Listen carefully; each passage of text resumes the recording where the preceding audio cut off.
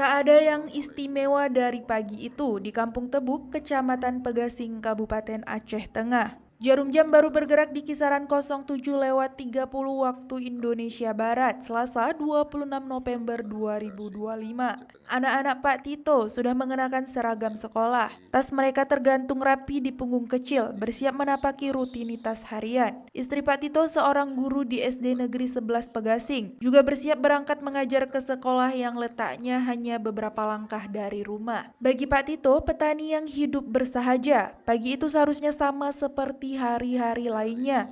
Namun tanpa ia sadari, pagi tersebut menjadi detik terakhir dari kehidupan yang selama ini ia kenal.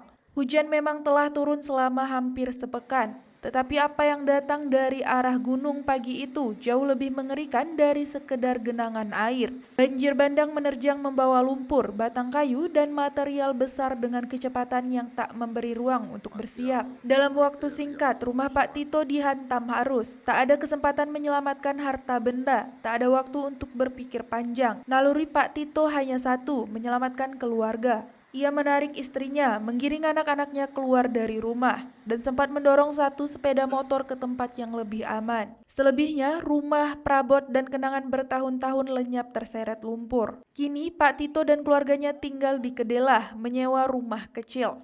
Lokasinya tak terlalu jauh dari Kampung Tebuk, namun cukup jauh dari rasa aman yang dulu mereka miliki. Di kampung tersebut, 17 rumah tercatat hilang tanpa jejak, sementara 40 rumah lainnya rusak berat. Angka-angka itu terasa dingin dan kaku hingga kita berhadapan langsung dengan sosok seperti Pak Tito yang merasakan dampaknya secara nyata. Sesekali ia kembali ke lokasi rumah halamannya. Ia berdiri lama menatap tanah yang kini rata tanpa dinding dan atap.